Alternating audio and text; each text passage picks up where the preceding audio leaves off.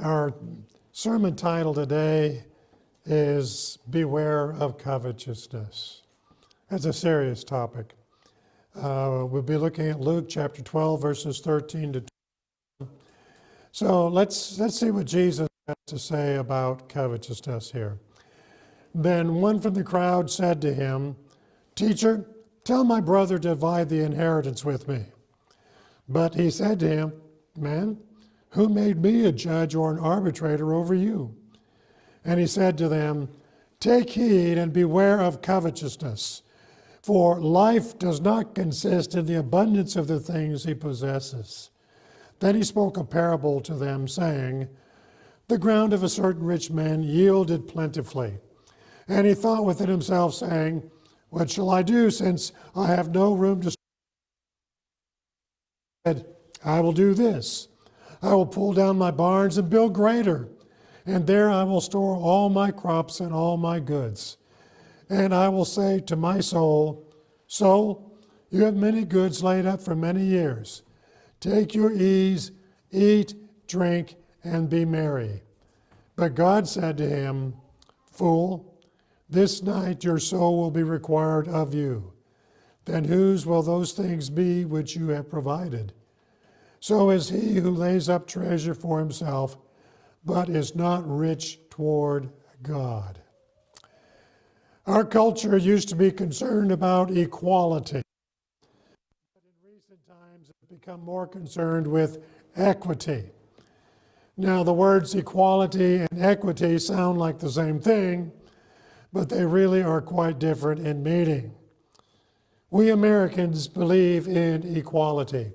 Hey, Thomas Jefferson wrote in the Declaration of Independence that we believe all men are created equal. Now, this statement does not mean that all people are the same. It really means that we are equal in that God has given each of us certain inalienable rights and the right to exercise those rights without coercion or opposition from our government. Nowadays, we hear much about some people being privileged and having advantages that others do not have. Have you heard that on the news? Yeah, it's all over the news, isn't it? Well, present-day progressivism has deemed this kind of privilege to be immoral, in that it takes away opportunities for those it considers to be less privileged to do the things privileged have. In reality, people are equal in that they have means by which to better themselves if they will apply themselves even in the face of challenging obstacles. And friend, let me tell you, it happens all the times. Thank God for the success stories of people that were born into desperate situations. And they may not be black people, they could be white people, they could be Asians, they could be Latinos, they could be anything on the depths of poverty. But they applied themselves and they became successful in life far more than they would have been if they would just sat there and complain about it.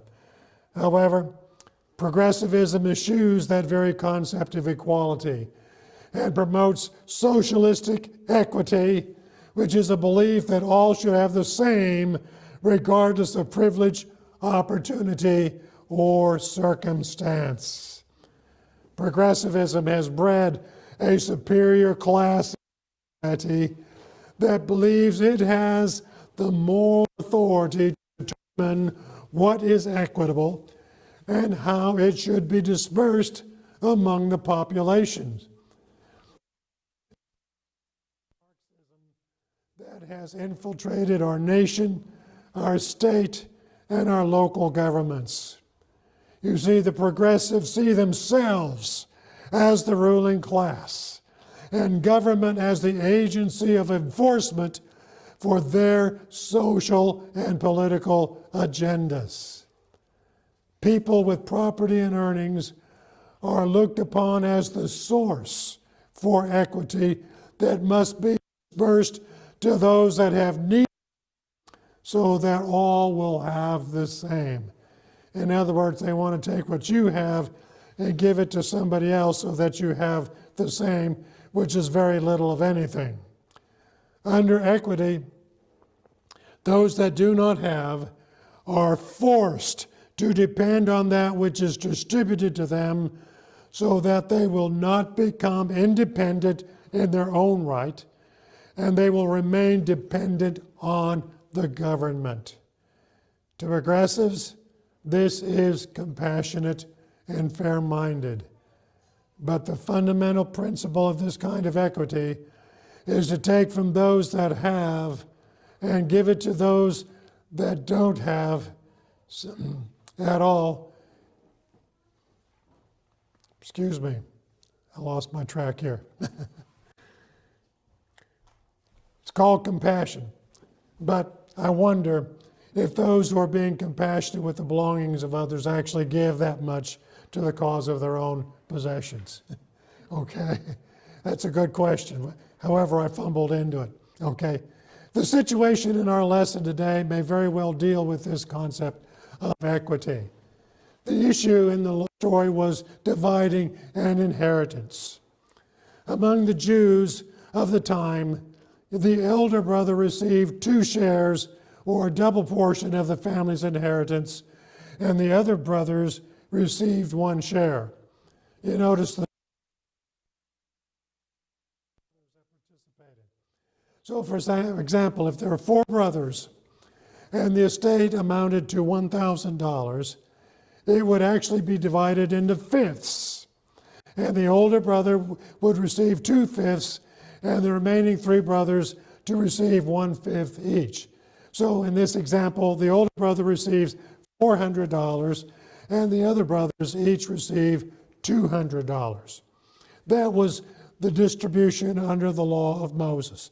That was the rule. Now, we're not given the circumstances of the inheritance in this story, and we do not know if the man that approached Jesus is an older brother or a younger brother. What we are told from what Jesus said to the man is that there was an issue of covetousness in the man's heart, and that's the whole point. It may be he wanted the entire inheritance for himself. Or he may have wanted equity that was not due to him. Whatever he wanted, morally it amounted to covetousness. Adam Clarke comments on the matter of covetousness. He wrote, "The spirit of covetousness cancels all bonds and obligations, makes wrong right, and cares nothing for father or brother." Look at our culture today. The spirit of covetousness reverses right and wrong. It causes some to believe you are wrong because of what you have, and they are right for wanting what you have.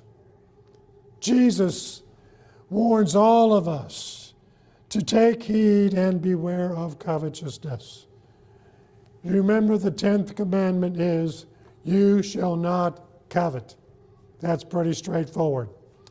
Covetousness is a deadly sin that endangers the well-being of the community and destroys the soul of the one that covets. The word covet means to desire without due regard to the rights of others, to desire wrongfully. It seems in our post-Christian humanistic culture that everyone is obsessed with what they perceive to be their rights. But the covetousness that permeates the culture tends to focus on my rights without any regard to the rights of others. Hence, a great number of people that do not generate income for whatever reason believe they have the right to some of the income others earn without thought or concern of the impact the loss of that income has on those that earn it. Also, there is the tendency for people to look to the church and ask, what can you do for me? Boy, in the years that we have been here in this building, we have seen that over and over and over again. People will actually come in and interrupt an ongoing church asking for a handout.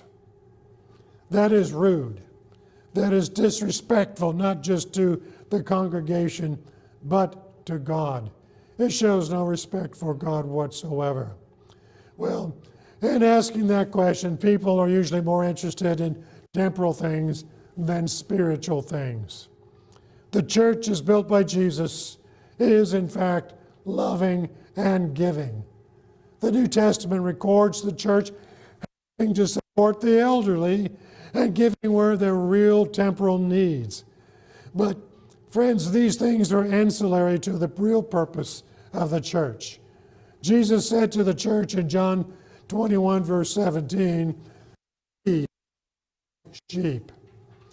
Feeding his sheep is not daycare schools, gymnasiums, and activities to occupy children, teens, or other age groups when they have nothing else to do. Okay? That's not feeding sheep. Now, there's nothing inherently wrong with those things, and where a church can afford it and has the ability to do those things, they can be a real blessing to a community. But those things are not feeding Christ's sheep. Jesus said, in John 6, verse 35, I am the bread of life. He who comes to me shall never hunger, but he who believes in me shall never thirst. Well, temporal needs are important. Bringing the gospel to people is more important. A soup kitchen can save a person from starving to death, right? But it cannot prepare a person to die and meet God. A godless culture sees only the first and gives no consideration to the latter. Spiritual things have no meaning compared to the lies within the heart of Christianity.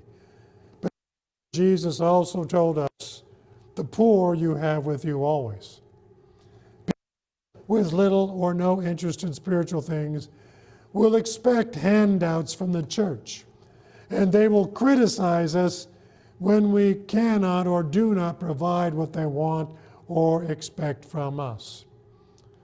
The church, you see, just does not have enough resources to provide all those needs. We could liquidate all the assets of all the churches, and there would not be enough to take care of all the needs in the country. Right? Also, we can tax all the incomes of all the people in the country. Only be a drop in the bucket compared to what covetous people want and expect. Jesus says to beware of covetousness. Why? For one's life does not consist in the abundance of. Covetousness is dangerous because it hides the real cause. You see, there is this idea that some people are born into privilege and others are not. Those born into privilege get all the breaks in lives, and those not born into privilege are doomed to lives of hardship and want. That argument is one of the platforms of socialism, as I've indicated earlier. Progressivism says that people are supposed to be equal in the sense of equity. It's not right for some to have more than others just because of the circumstances into which they are. Have you ever stopped to consider that the circumstance into which you were born may just be a mission field into which God has placed you? Jesus gives a cardinal principle about life. In verse 15, he says, one's life does not consist in the abundance of the things he possesses. In other words, life is about choices. Underline that in your thinking. Life is about choices. First and most significant of all choices people have is what to do with the gospel of Jesus Christ. All people enter this world with their moral compass skewed to self and the passions of the flesh. This is what makes people sinners, and this is what Jesus came into the world to change in our individual lives. You see, Jesus is not about religion! Exclamation point. It is about the decisions you make in life. It is about a right relationship with God. When we give up sin and commit our lives to God, God then can help shape our desires and motives in the direction He knows is best for our lives. And this will also have a positive impact in His work in the lives of other people. You see, people are happier when their lives have a meaning that turns out to help other people. Selfish people will always be miserable because they will never have enough.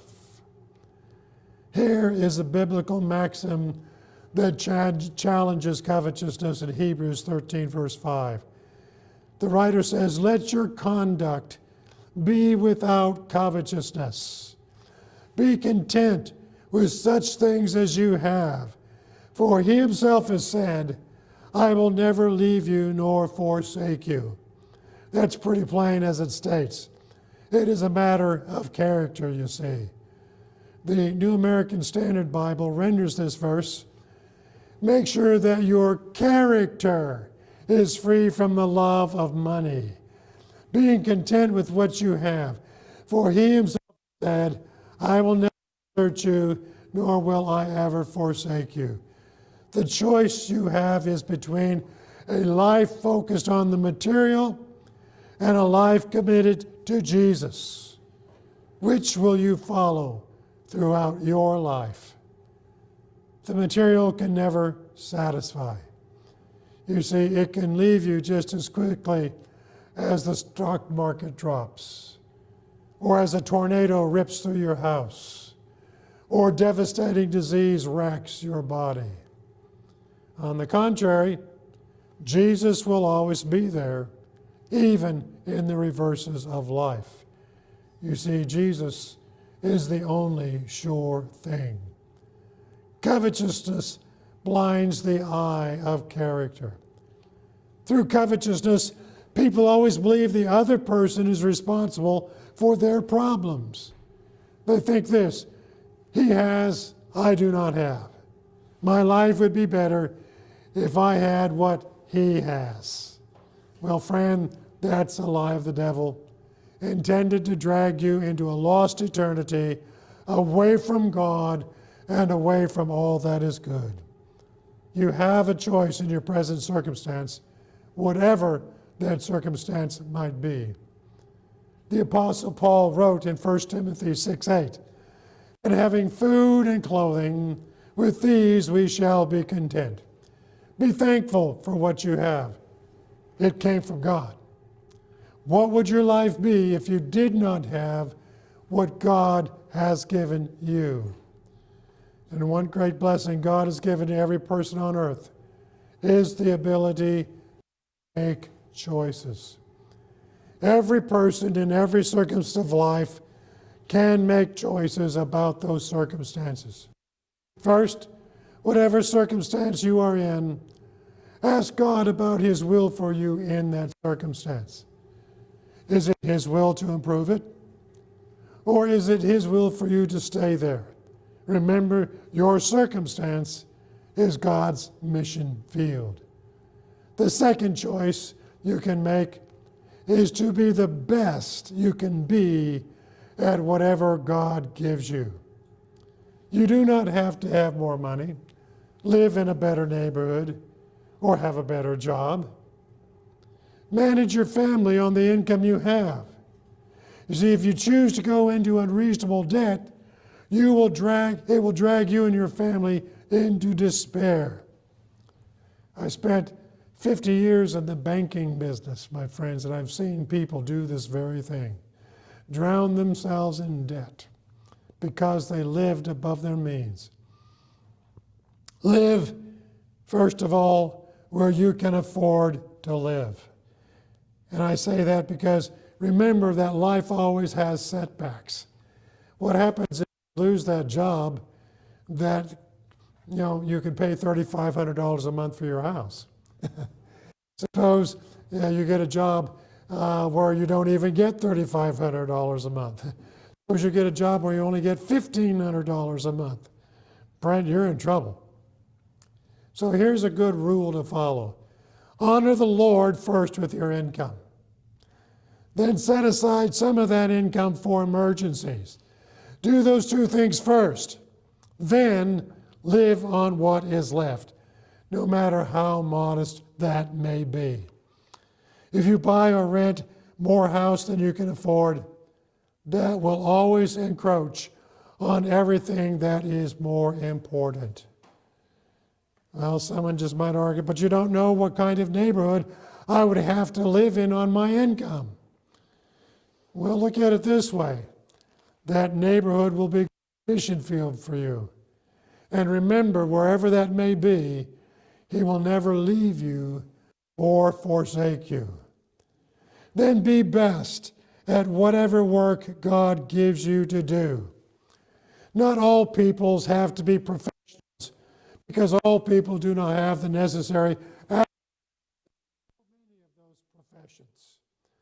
Work along the lines of your interests, your physical capacities, and your talents. But be the best at what you do. If you are a doctor, be the best you can be. If you are an accountant, be the best you can be. If you are a salesman, be the best you can be. If you are a factory worker, be the best you can be. If you are a trash collector, be the best you can be. If you strive to be the best you can be, you will always be productive. You will always help other people. You will always have a good sense of self-esteem, and you will always reflect the presence of God in your life. Jesus said to beware of covetousness. Life is about choices. It is always and only about choices. Do not be deceived by covetousness to excuse yourself and to blame others for what you think you lack in life. Covetousness undermines your character and will always lead you the wrong way. Moses, in his final sermon to the Israelites before God took him to heaven, admonishes them in Deuteronomy chapter 30, verses 19 and 20. I call heaven and earth as witnesses today against you, that I've set before you life and death, blessing and cursing. Therefore, choose life, that both you and your descendants may live, that you may love the Lord your God, that you may obey His voice, and that you may cling to Him, for He is your life and the length of your days, and that you may dwell in the land which the Lord swore to your fathers, to Abraham, Isaac, Jacob, to give them. And later, Joshua reminded the people they still had a choice. He said, but if you want to obey the Lord, then decide today, choose today whom you will obey. Will it be the gods of your ancestors beyond the Euphrates, or the gods of the Amorites here in this land? But as for me and my family, we will serve the Lord. In the words that address us today, you have a choice. Give your life and your circumstances to God, or feel sorry for yourself and eat your heart out, wishing you had what someone else has. The choice is yours. So beware of covetousness. Amen.